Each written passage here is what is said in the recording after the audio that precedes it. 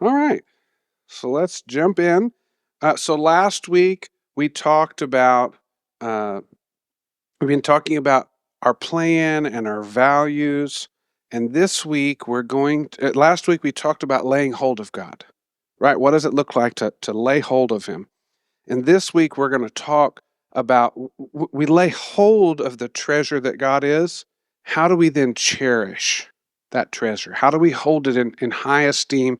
And how does that sort of leak out into every area of our life? So I want to start. We're going to be going to the parables again in Matthew 13. If you want to, we'll have the main text on the screen. But if you want to go on your Bible or Bible device, you can go ahead and go there. But I want to go ahead and throw up this picture. Uh, this is the Abernathy pearl. Now, I'm not a pearl person, but I thought this was interesting because if you understand, I don't know that there's a good comparison for size, but this is a a pearl, right? So it's like it would fit here between my fingers. Take a guess. This is considered. It was rated by people who do those things as flawless. It's like extremely rare. It just recently sold. Somebody take a guess. No, actually, it's way less than that. But I'm thinking like I collected marbles, right? Like this is the size of a marble, but like you can buy a whole bucket of marbles for like $1, right? $115,000. Like for this one little pearl. And one of the things that determines that, right, is like, it's flawless. Like, so there's not others that compare to it. It like it's literally rated that there's no imperfections. I'm sure there are lots of pearls available and they're graded on different, things, but the other thing that determines its value, my father growing up had this saying, something is only worth what somebody will pay you for it. Right? So I've got this nice, beautiful iPad up here, right? If I told you all, hey, I'm going to sell this today for $10, probably every one of you would be willing to. But if I said, I want $5,000, you say, no, I can go buy a new one for, less than a fourth of that, right? It all is based on what someone is willing to pay you for. See, that's how value is placed, right? So today we're going to go to a familiar parable. It's a really short, just a couple of verses about the pearl of great price. And we're going to begin to look at that. So go ahead and flip with me if you want to Matthew 13, verses 45 and 46. And we looked at 44 last week, which is, some of these parables are just like almost like bullet points. Just different. And if you remember, we said before, these parables are not just metaphors, right? Like when we looked at the treasure last week, we said God is not like a treasure, God is the treasure, right? So these are things that are telling us something more than just metaphorically. Okay, verse 45 says again, because we just read the one we read last week, the kingdom of heaven is like a merchant on the lookout for choice pearls.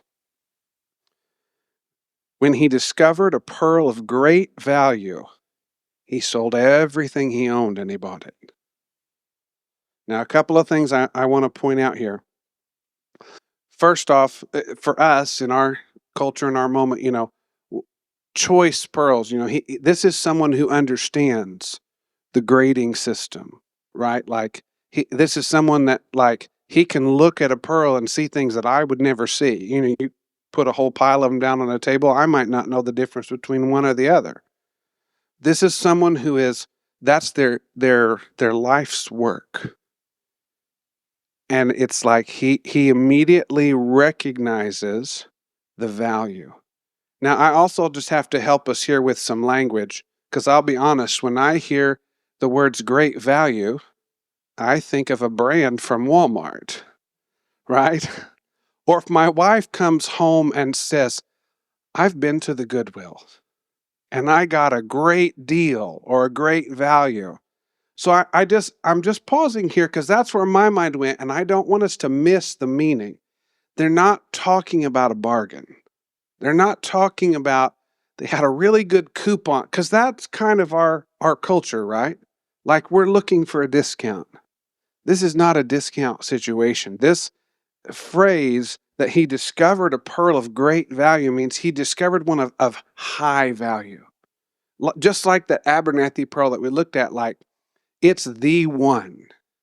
It's not even really comparable to the others. And the truth, and you helped me demonstrate it when I asked you for prices, like we're all over the map, right? It's like there's no comps. Like my wife and I have been in the process of buying a house, and so we've been looking, oh, what's this house worth? We'll look at the comps, right? What's comparable? This pearl doesn't have something that's just quite comparable. And it has a high value. Well, he's saying here that the kingdom of heaven is like that. That what we're searching for, if we can find it, it's of incomparable value.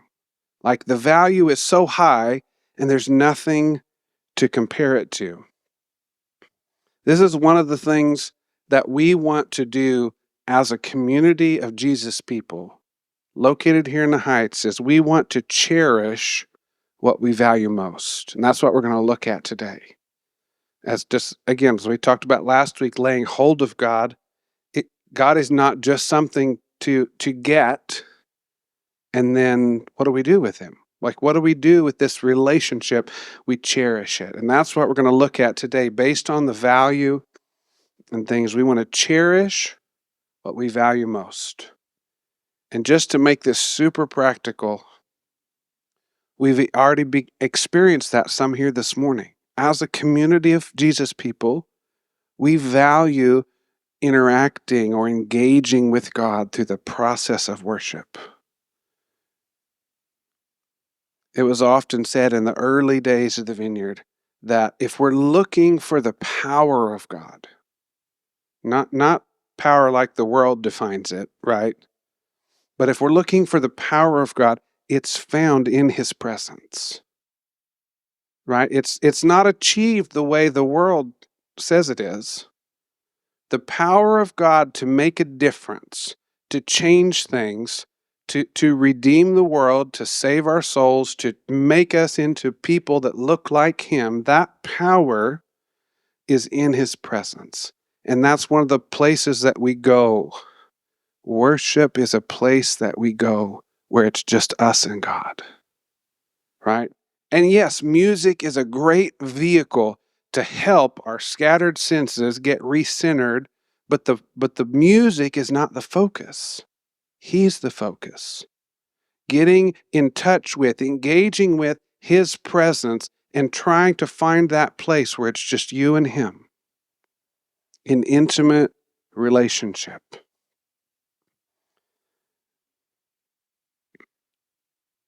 I already touched this a little bit, but just to make sure we establish this, high price can also be high value, right? So it's not automatic. I had a history teacher when I was in school, and he admitted one time that he and his wife kind of regularly had an argument because if he went to go buy something, he would, no matter what it was, say a TV, for example, he would walk into Sears. Sorry, that might be a dated reference now, but that's where I worked in college, so he would go into Best Buy or wherever, and he would automatically say, I want the most expensive one because it's the best.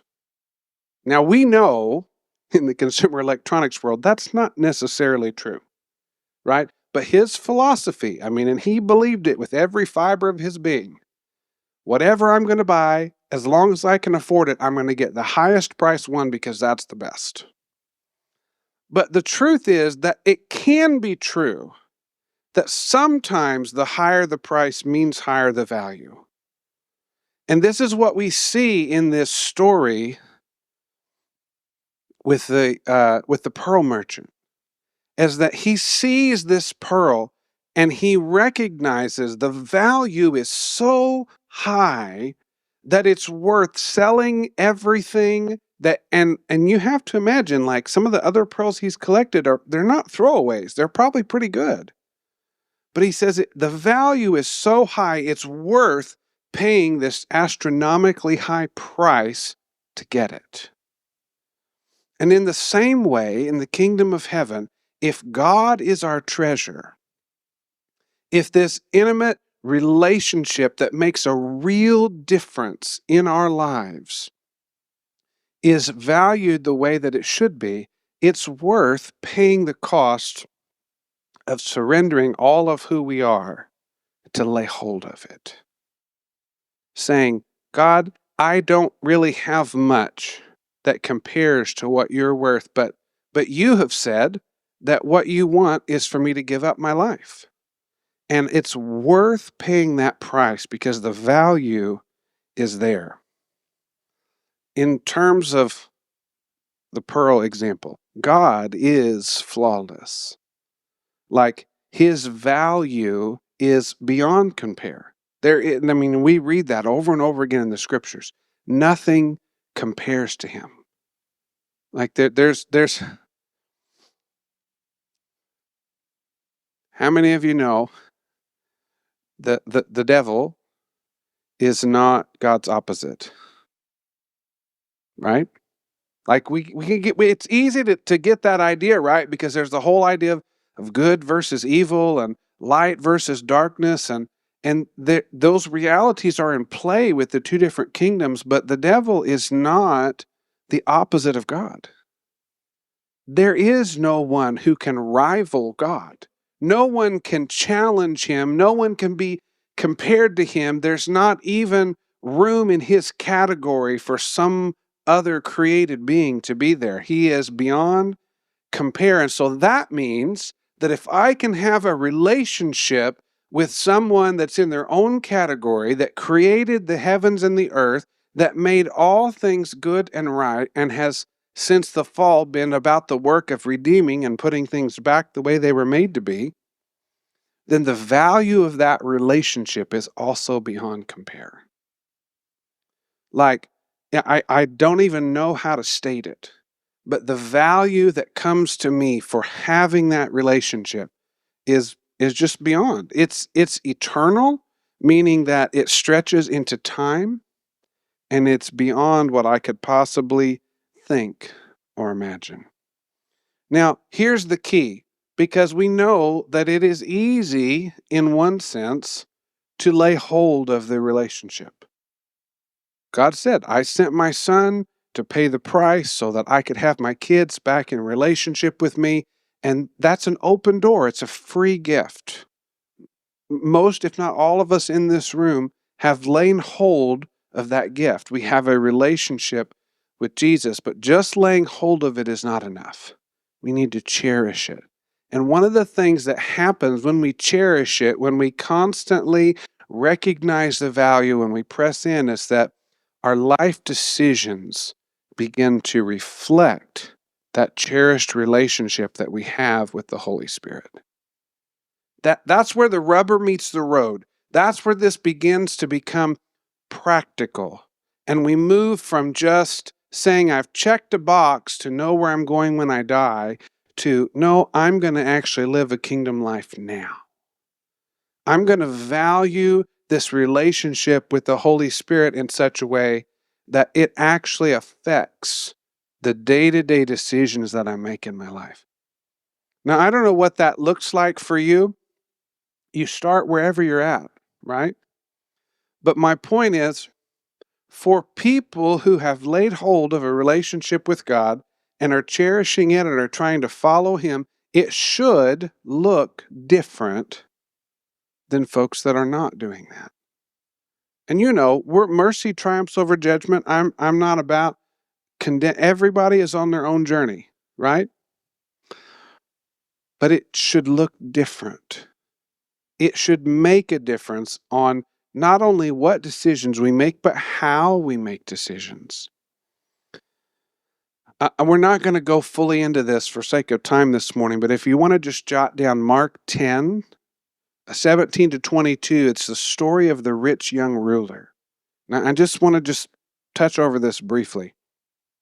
But if you know the story, this young man who is very wealthy. He's done very well in life. He's amassed a lot of tangible goods and wealth. And he comes to Jesus and says, Jesus, I've done all the things that the law requires, but how can I lay hold of eternal life? And Jesus looks at him, and I'm paraphrasing this, but Jesus looks at him and he sees him, he cherishes him, and invites him into relationship. But what he asks of him is be willing to give up everything that you have in order to lay hold of what you're asking for. And the young man couldn't do that. He couldn't value that relationship high enough to be willing to let go of everything he had. Now, the point in this story is not that we all need to go, empty our bank accounts and dump it in the ditch. But it's being willing to give everything that we have, tangible and intangible, to God as He pleases, recognizing that it's His. But in order to do that, there is a level of our will that's involved. We must willfully choose and we must willfully cherish our relationship in our whole life. Now, I mean that both in terms of from now until the day I croak and in every area of my life. I don't know about you, but it's really easy to give God certain things, right? But there are parts of my life where it's like, God, it's going to be a little uncomfortable to let go of that area.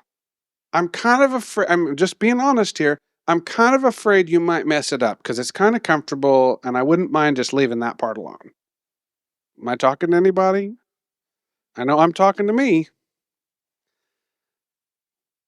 If we cherish the relationship with God, we've got to be willing to give Him anything He asks for. And I sort of mentioned this last week, but it's like, I'll be honest, it will mess you up. It will make you uncomfortable. It will challenge you. It will be difficult. But is anything worth sacrificing for not going to be a little bit difficult? Like, is it not going to require challenge? But is Jesus not worth that sacrifice? I can't help but going back, like, I know what my life looked like when I tried to do it my way. And it's not better than it is now. And my hope is that the more and the better will keep increasing the more I say, yes, Lord. Yes. Whatever you're asking. And I've talked about this before, but I'm just going to mention it.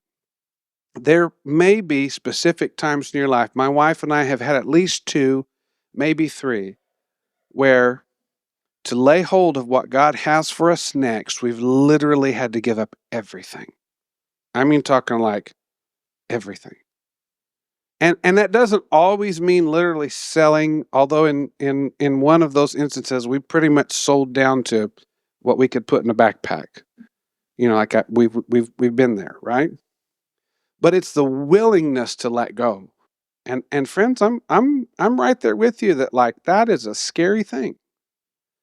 It's a scary thing to take what you think is stable and solid and feel like God is asking you to let go and you don't know what's going to come next. You don't know what it's going to look like. If we cherish this relationship, we have to do that. We have to allow Him to prove Himself trustworthy. Because the other side of this coin is that I can just testify, and I know many of you can, I've never done that and had Him come up short. I've never let go and then received from Him something that was less valuable than what I let go of. Now, it was uncomfortable. It was scary. I'm not saying that I always did it joyfully. But what God gives is better than anything I could hold on to. And we want to cherish that. I'm going to go back to this statement that I made towards the beginning. We want to cherish what we value most. And that's one of the things that I've been praying into and inviting us into in this new season of ministry is how can we more cherish? How can we better cherish the thing that we value most? And I hear it every week worded in different ways. The thing we value most is the presence of God. Like, now, many of you came in, so the crowd, like, but I have to tell you, like 5 minutes before the service, we were like, is it just going to be us and the volunteers? Like, it was a little thick, and I understand I'm not, if you've been around me very long, you know, I am the last thing from the attendance police. That's not how we operate here, right? But, you know, other times I've had people say, you know, well, as long as God shows up, who cares? Right? And that doesn't mean that we don't care about people, but it's not about, our purpose as a church is not to just to gather people in a room to have an event.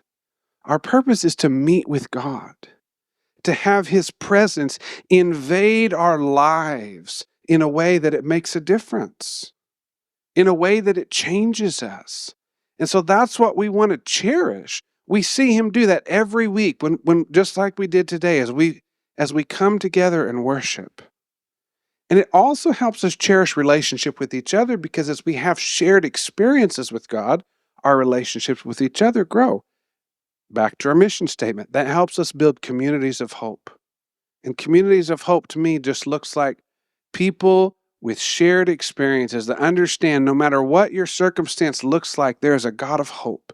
And he is for you, and he is in you, and he is about the business of multiplying and unleashing hope to everyone that you come encounter with.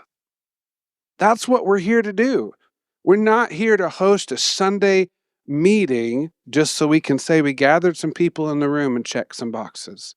We're here to meet with God, to get filled up, to get changed, and then go out as change agents into the world, wherever you have influence, and unleash hope. Build relationships with people. Engage them with Jesus' love and power. Last thing, and we're going to wrap this up for this morning. This phrase that we use around here from time to time, everybody gets to play. That's one of our values. Everyone gets to play simply means that all of these things that I'm talking about are for all of us.